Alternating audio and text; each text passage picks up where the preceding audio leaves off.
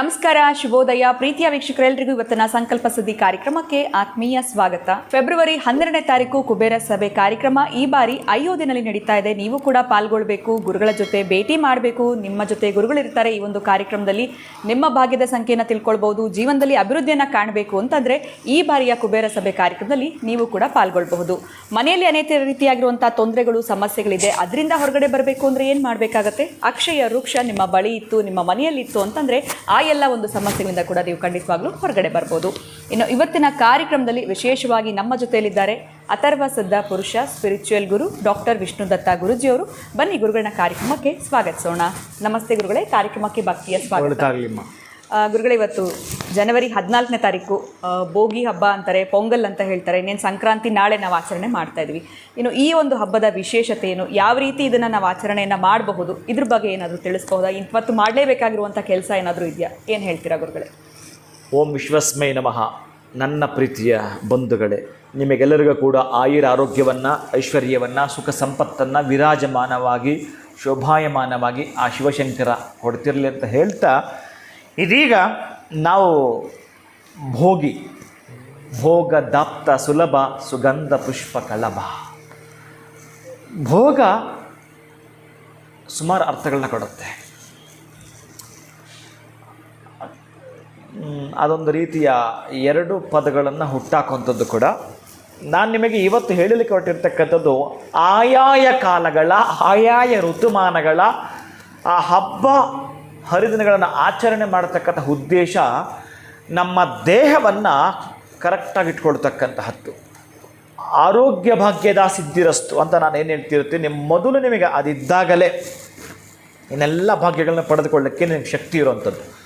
ಆರೋಗ್ಯ ಭಾಗ್ಯದ ಶಕ್ತಿ ಅನ್ನೋದು ಬೇಕು ಅಂತಂದಾಗ ಕೆಲವು ಪ್ರಾಂತ್ಯಗಳಲ್ಲಿ ಈ ಸಂಕ್ರಾಂತಿ, ಈ ಭೋಗಿ ಹಬ್ಬ, ಸಂಕ್ರಮಣಗಳು, ಈ ಪೊಂಗಲ್ ಅಂತ ಏನೆಲ್ಲ ಕೂಡ ಕರೀತಾರೋ ಆ ಹಿರಿಯರಿಂದ ಮಾಡ್ಕೊಂಡು ಬಂದಿರತಕ್ಕಂತಹದ್ದು. ಎಷ್ಟು ಅಂತಂದರೆ ಗತಕಾಲದ್ದು, ಈ 100 ವರ್ಷದ್ದು ಇವೆಲ್ಲವೂ ಕೂಡ ಮಾತಾಡಬೇಕಾದ್ರೆ ಆ ಇತಿಹಾಸವನ್ನು, ಆ ಪುಟಗಳನ್ನು ನಾವು ತೆರೆದು ನೋಡಿದಾಗ ನಮಗೆ ಗೊತ್ತಾಗ್ತಕ್ಕಂತಹದ್ದು ಅವರ ಪೂರ್ಣ ಆರೋಗ್ಯವಂತರಾಗಿರ್ತಿದ್ರು, ಪೂರ್ಣ ಆಯಸ್ಸು ಅವರಿಗೆಲ್ಲ ಇರ್ತಾ ಇತ್ತು.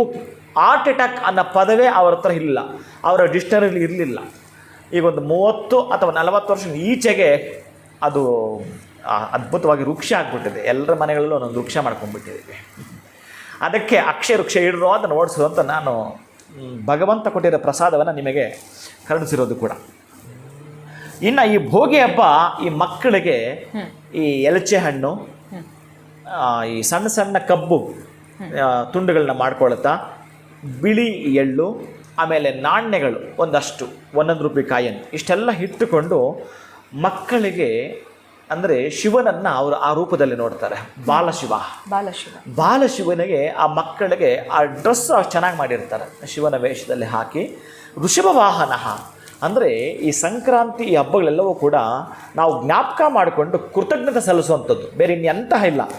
ಈ 1 ವರ್ಷ ಕಾಲ ಹಸುಗಳಾಗಿರ್ಬೋದು, ಎತ್ತುಗಳಾಗಿರಬಹುದು, ಆ ಮನೆಗೆ ದುಡಿದು ಸಂಪಾದನೆ ಮಾಡಿಕೊಟ್ಟಿದೆ.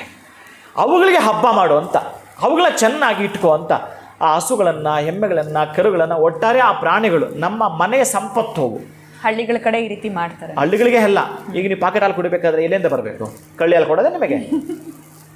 ಪಾಕೆಟ್ ಹಾಲು ಎಲ್ಲಿಂದ ಬರುತ್ತೀರಿ? ಹಳ್ಳಿಯಿಂದ ಬರಬೇಕಾದ್ರೆ ಸಿಟಿಲಿ ಕೂತು ಕುಡಿತಿದ್ದೀರಿ. ಅದಕ್ಕೆ ನಾನು ಬಹಳ ಹೊರಟು ಬಿಡ್ತೀನಿ. ಆ ಪಾಕೆಟ್ ಹಾಲು ಅಂತ ತುಂಬ ಇಷ್ಟು ಉದ್ದ ಇದೆ, ಅದಕ್ಕೆ ನಾನು ಮಾತಾಡೋಕ್ಕೆ ಹೋಗಲ್ಲ. ಇನ್ನು ವಿಧಿ ಇಲ್ಲ. ಈ ಸಂಕ್ರಾಂತಿ ಭೋಗಿ ಬಗ್ಗೆ ಮಾತಾಡುವಾಗ ಕವಲು ಹೊಡೆದ್ರೆ ಇನ್ನೂ ಕಷ್ಟ ನನಗೆ. ಅದಕ್ಕೆ ನಾನು ಏನು ಹೇಳಲಿಕ್ಕೆ ಹೊರಟಿದ್ದೀನಿ ಅಂತಂದರೆ, ಅದಕ್ಕೆ ಕೃತಜ್ಞತೆ ಸಲ್ಲಿಸಿ. ಪ್ರಮುಖವಾಗಿರ್ತಕ್ಕಂಥ ಘಟ್ಟ, ಆ ಎತ್ತುಗಳು ಮೊದಲು ಹಬ್ಬ ಮಾಡ್ತಿದ್ರಮ್ಮ, ಈಗ ಅದು ಕಾಣ್ತಾನೇ ಇಲ್ಲ.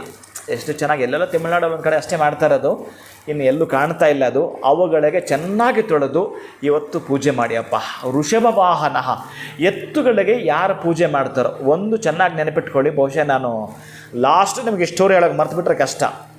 ವುಡ್ಡಿಂದ ಮಾಡಿರ್ತಾರಲ್ಲ, ಯಾವುದೇ ಸರಿ ಆ ವುಡ್ಡಿಂದ ಆ್ಯಂಟಿಕ್ ಪೀಸ್ ಅಂತ ಕರೀತಾರಲ್ಲ, ಆ ತರಹದ್ದು ಎತ್ತುಗಳಿರ್ತಕ್ಕಂಥದ್ದನ್ನೇ ಆ ಆನೆ ತಂದಿಟ್ಕೊಂಡಿರ್ತೀರಿ ನೀವು, ಅಥವಾ ಕುದುರೆದು ತಂದಿಟ್ಕೊಂಡಿರ್ತೀರಿ ನೀವು, ಹಸುದು ತಂದಿಟ್ಕೊಂಡಿರ್ತೀರಿ ನೀವು.